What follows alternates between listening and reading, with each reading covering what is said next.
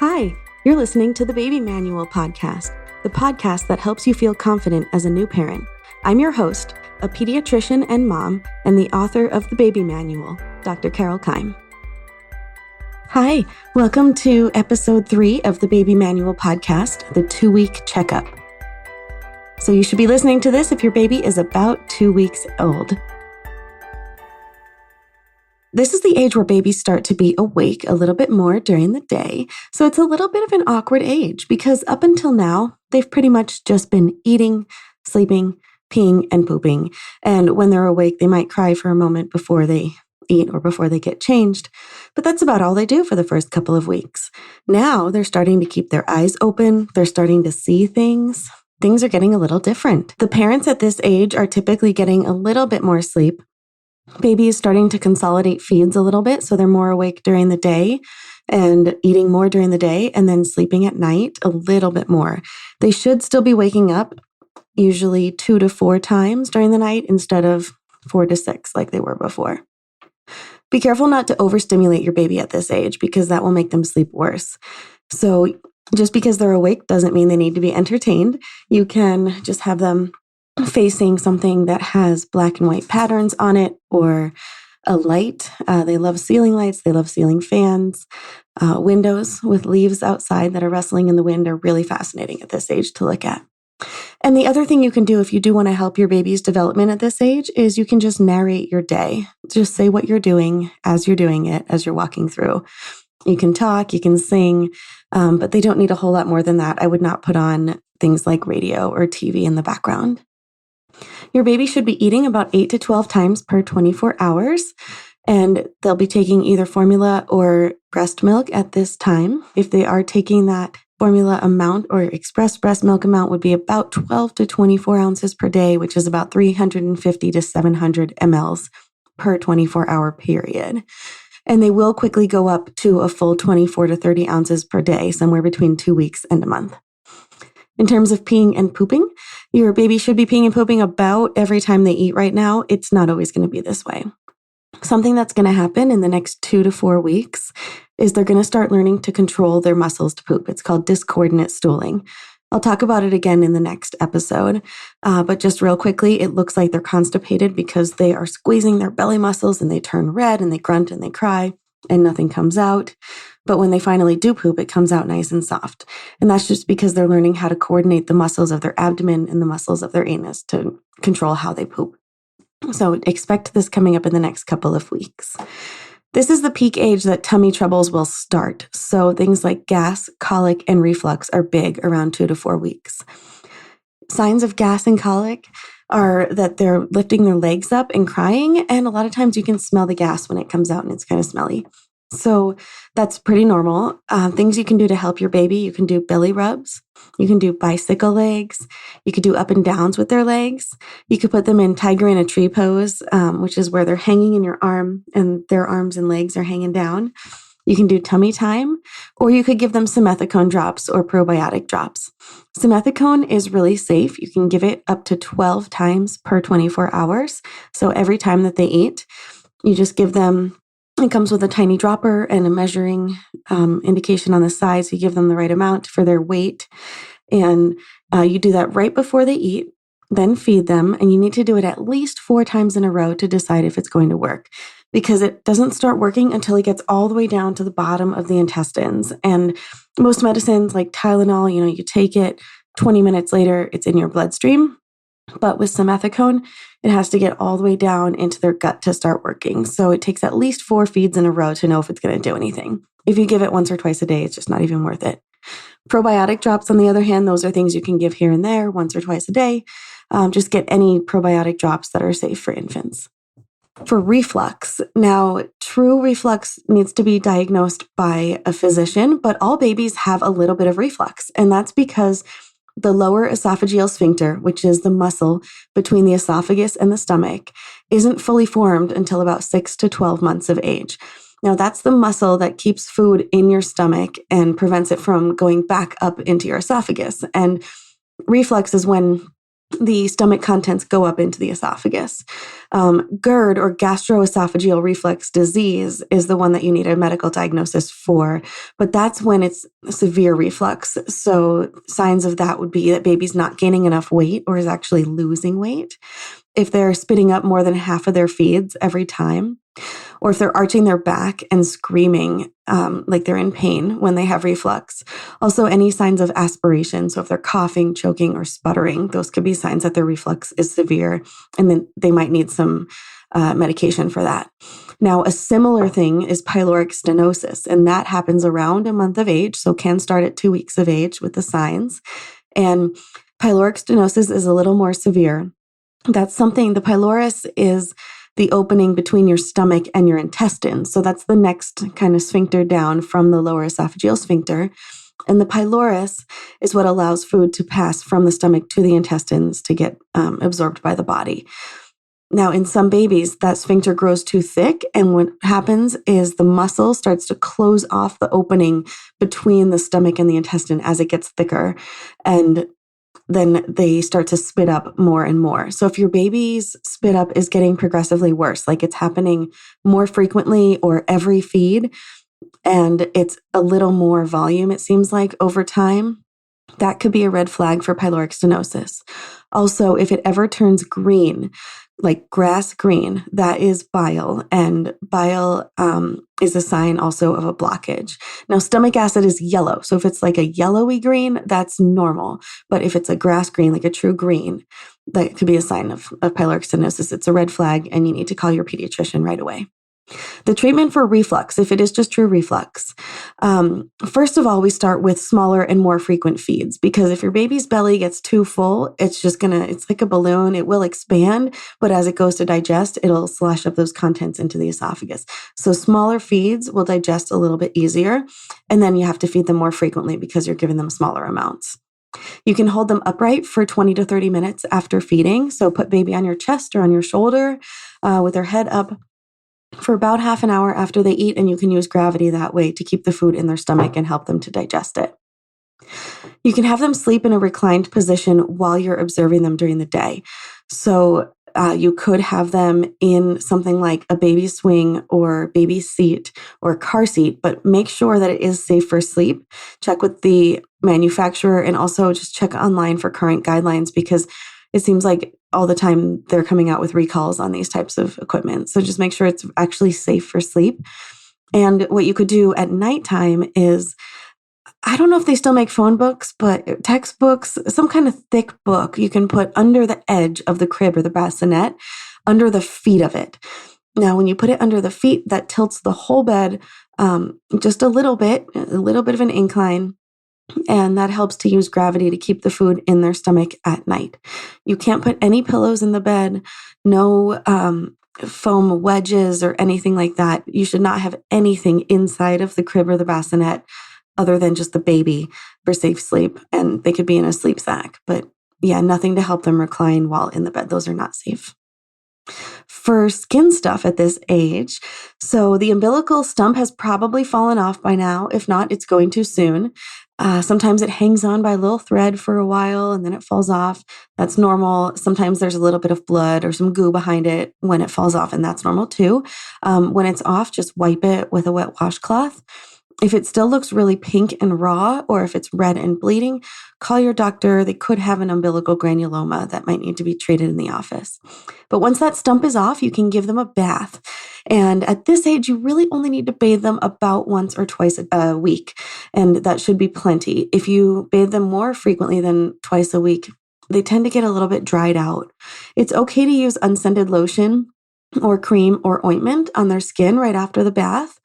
Ointment is the greasiest one, so things like Aquaphor or Vaseline are unscented, really good at sealing in that moisture. If you wanted to use a cream, you could use something like Eucerin or Aveeno or one of those sort of eczema-related creams. Those are nice and thick and unscented as well. And you can also do, generics of these too. I have no ties to any of these companies in particular. So whatever's the cheapest or seems to be the best for your baby. And then a lotion is the most watery of those. So lotions tend to soak in quicker and they don't keep you moisturized as long. So if your baby just needs a tiny bit of moisturization, a baby lotion would work for that. For diaper rash, it shouldn't last more than 2 or 3 days. If it ever lasts more than 2 or 3 days, despite normal diaper cream like a zinc oxide cream such as Desitin or petroleum-based cream like Vaseline or Aquaphor or A&D ointment, it might be infected. A lot of diaper rashes get infected. So to tell if it's a yeast infection, you'll have a bright pink area that's sort of a solid area with tiny little pinpoint dots around it. And those are called satellite lesions. And those are caused by Candida, which is a yeast or a fungus. And that's the one that causes like vaginal yeast infections and also causes infections in skin folds in older adults. Super easy to treat. You can use an over-the-counter antifungal cream. Anything for ringworm, athlete's foot, things like that, you can try first, but those can't go inside the vagina. So if it's a female, you want to just put it on the skin around it. You can also use apple cider vinegar at home and water. Do a 1-to-1 mixture of apple cider vinegar and water. Dab that on with a cotton ball 3 times a day. That can kill yeast as well. Or if your home remedies are not working or you want to go with a medicated cream, your doctor can call in a prescription of nystatin. And nystatin is an antifungal that is safe to use in that diaper area. If your baby has spit ups or tends to leak milk and they get a little infection in their skin folds in their neck also, it's the same process as a diaper rash. So start with those normal creams like a zinc oxide cream or a petroleum-based one as a barrier. If those aren't working, you can try with an over-the-counter antifungal if they have those little pink dots. Or you could try with vinegar and water 1-to-1, or you can ask for a nystatin prescription for all of those. Now, a bacterial infection in the diaper area is possible as well. A lot of times babies will get pimples or boils in their diaper area, and that is often caused by MRSA. It's almost always some kind of staph or Staphylococcus aureus infection. And staph is just a normal skin infection, a normal skin flora that when it gets under the skin can cause infections. You can try using Neosporin 3 times a day, but if it's MRSA or some strains of staph are resistant to that. So you might need a prescription ointment called mupirocin from your doctor. With that, if it is MRSA especially, and if it's recurrent, like if it happens more than once, I suggest treating the whole family. Staph likes to live inside your nose and under your nails. So you want to treat everyone in the whole household with that mupirocin ointment under your nails and inside your nose 3 times a day for 10 days. And that is a prescription. So talk to your doctor about that and they can get the whole family treated. For your 2-week checkup, here's what we're going to do. We're going to check your baby's weight, and they should definitely be above birth weight now. If they are not, we're going to be a little bit more aggressive with the feeding and trying to get more calories in, and probably also working up to see why they're not gaining weight like they should be. But their weight should be going up steadily at this point. They should be gaining 1/2 ounce to 1 ounce per day. The doctor's going to ask you about how they're eating. They should be feeding well. Usually by 2 weeks of age, babies have learned how to eat and are good at it. Also, if you are breastfeeding, your nipples should no longer be sore at this point, and you should not be having blisters or cracking or bleeding. So if you are, talk to the doctor about that because we can help you troubleshoot that. And we might also refer you to an IBCLC, which is an International Board Certified Lactation Consultant. They're really excellent at troubleshooting that kind of thing. Jaundice should be gone around now, or definitely going away and clearing up by 2 weeks of age. You're going to be screened for postpartum depression now and at all of the visits up until 1 year of age. You should have a screening for that because postpartum depression can show up anytime in the first year of life, and it can happen to either parent too. So keep an eye out on each other. The physical exam is going to be the same head to toe exam as the first couple checkups. So we're going to check the skull, the head, the bones, the sutures, which are the area where the bones meet, the soft spots, which are the fontanelles. We'll look in the baby's ears, eyes, mouth, nose, check the collarbones, check the neck, look for any masses, check the baby's heart, lungs, abdomen, limbs, hips, making sure that there's not any hip clicks or clunks. Look for a sacral dimple on the spine. Make sure the spine is straight. Make sure baby's tone is good. They should be nice and strong. And we're going to check them developmentally as well for some reflexes. So the grasp reflex is when you push on baby's palm or the pads of their foot, their fingers will curl or their toes will curl. And the suck reflex is where you stroke their cheek and they open their mouth and turn to that side. The Moro reflex is when they feel like they're going to fall. They put their arms out and they tuck their knees up. So we're checking those. We're going to ask if baby calms down when he hears your voice. They should recognize parents' voices at this age. And if they let you know when they need something, so if they cry when they need to be changed or need to eat, and if they lift their head during tummy time. You can start doing formal tummy time at this time at 2 weeks, where you're putting them on a blanket on the floor for 15 to 30 minutes twice a day. Now, you don't have to necessarily do that. You can also just have baby on your chest and lean back. And when you do that, that gives them, you're kind of going against gravity there, and they have to use their neck muscles to lift their neck up. So they should be lifting their head during tummy time at 2 weeks of age. If they're not, you got to work on tummy time a little bit more. And if they're really hating it, talk to your doctor about it. For safety, we're going to talk about fever is still anything over 100.4 degrees or 38 Celsius. And a fever is a serious thing in a baby of this age because their immune system's not fully developed yet.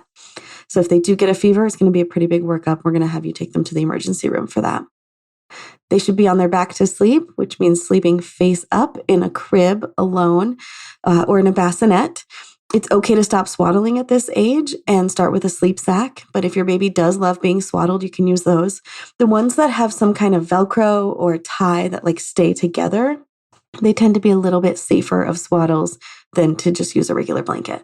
You should not have any blankets in their bed at night until age 1. And actually, even during the day, when they're taking naps, no blankets in the crib or bassinet until age 1, and no pillows until age 2. You should never leave your baby alone on high surfaces. Remember, a fall from about twice their height will cause a serious head injury, like a bleed in the brain or a skull fracture.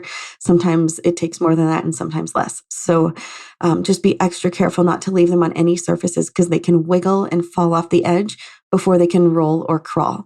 So things like the changing table, the couch, the bed, these are common places that babies will get themselves off of and onto the floor and can get seriously hurt. You want to avoid secondhand smoke at this age. If anyone in the house does smoke or anyone who smokes wants to hold the baby, have them change clothes and wash hands with soap and water before holding the baby. And also, of course, you should be smoking outside.